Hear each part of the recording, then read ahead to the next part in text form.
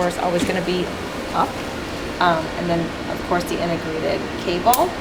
And then that really should be the only thing that you'd ever want to make sure that's on. You probably shouldn't ever have to deal with this unless EV Stat had, you know, you're on the phone with them, they'd ask you to do emergency power. So other than that, should be it. This is our cart enable drive. So when you pull these, this will allow the power steering. If you go ahead and try that. And that's going to allow you to drive the cart. And it's a one-to-one steering. So it's not like where the SI was like you're going backwards in the direction that you want it to go. This is, you're just going to drive it. It should be pretty easy. Okay, so coming to the touch screen here, this is our home button. And then this is going to correspond to the Vision Cart. Remember on the screen, it's going to have that guided setup. So this is going to tell you exactly what you need to do. So right now it's deploy for draping. So if we hold this down, the boom is going to raise and the arms are going to spread out a little bit to make it a little bit more accommodating for the drapes. And once it's done, you'll hear the ta-da. It's finished. That's the ta-da. So you have to press and hold. Mm-hmm. Okay. And that's true for this too. So when you want to use any of these joysticks, like to adjust the boom height or the position, you have to hold down enable joystick. So go ahead and just play with that. Go ahead and hold down enable joysticks, and then you can adjust the boom position. You can turn it. You can, yep, you can move it side to side, up and down, and then adjust the height. And it's all a press and hold for safety, so they don't want you to ever accidentally hit something like really inadvertently When hold you it. do this, So it's Right, like one of it's those not safety things. so that's your power button, and then this is your emergency stop button. We're talking about, like, for example, if you got an instrument that was gripped on tissue, you have to hit emergency stop. That's where it is. So you want to go ahead and hit that real quick? Took it from James. So that's triggers what's called like a recoverable fault, right? So it says that in order to resume, you just hit, you would accidentally. And you would hit that if you had the instrument that was gripping again, and then you would, after you had removed that instrument, go ahead and resume. So it basically just locks everything. Okay. Okay. So, and then also it has the stow button. So that's when the patient cart will get very small. So at the end of the day, you just press and hold the stow button. This is the anatomy that we were.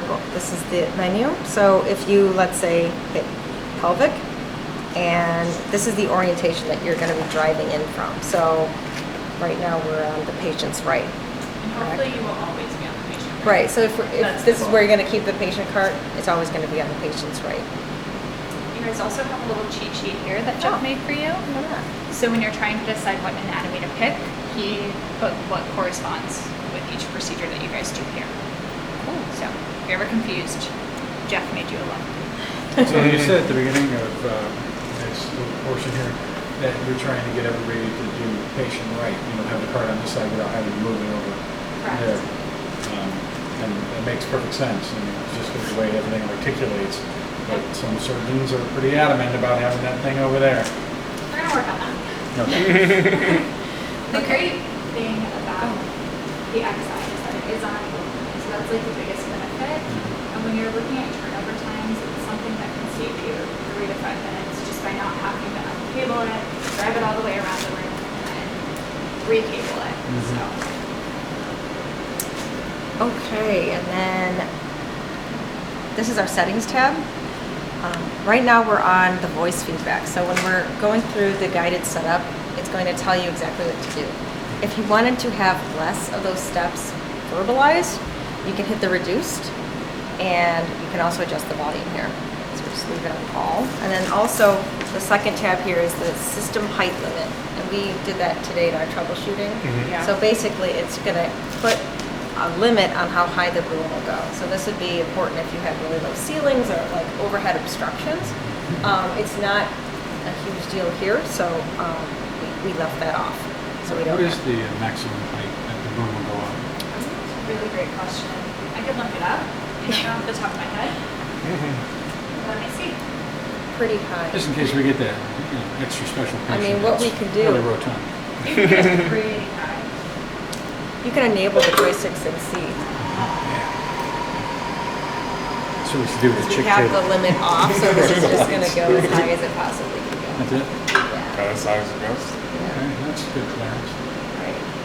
And his arms are also You have to lower lower, it. so, And we can lower the bed. Yeah. right, Because exactly. too good to So you have before. Okay, so if you want to, go ahead and go back to our home screen, and it's waiting on sterile tasks. And you're gonna see that on your screen on the vision card as well. Uh-huh. So again, it's walking you through everything that you need to do. So right now, if you look on the screen, it's 1, 2, 3, and 4.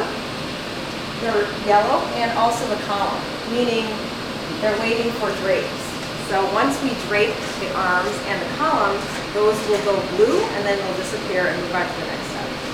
So now that we deployed for draping, so now what we're gonna do is we're gonna drape.